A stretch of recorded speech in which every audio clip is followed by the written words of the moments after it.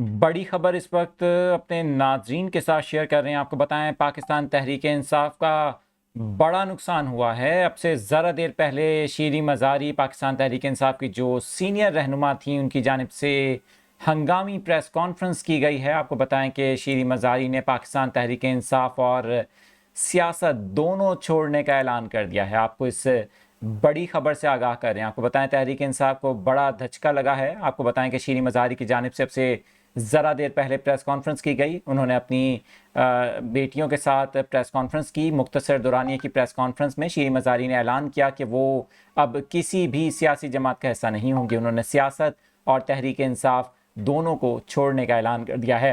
आपको बताएं कि शीरी मज़ारी का प्रेस कॉन्फ्रेंस में कहना था कि अब मेरे बच्चे, मेरी वालदा और मेरी सेहत मेरी तरजीह है। आपको बताएं कि उनका कहना था कि पीटीआई या किसी भी सियासी जमात का हिस्सा नहीं हूँ।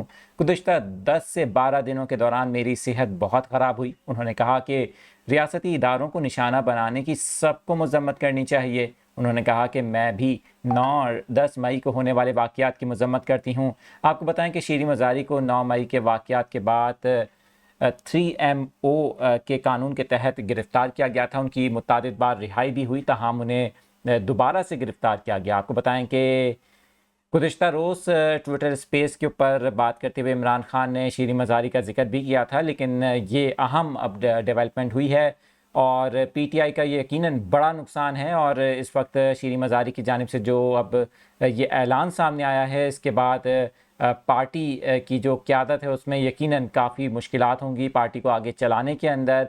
और आपको साथ साथ ये भी बताएं कि एक और अहम रहनुमा शाह महमूद कुरैशी अब से ज़रा देर में अहम ऐलान करने वाले हैं। आपको बताएं कि आज शाह महमूद कुरैशी की रिहाई अमल में आई है और बताया यही जा रहा है, जो इस वक्त ज़राए की जानिब से अपडेट्स हमारे पास आ रही हैं कि शाह महमूद कुरैशी अब से कुछ देर में अहम प्रेस कॉन्फ्रेंस से खिताब करेंगे।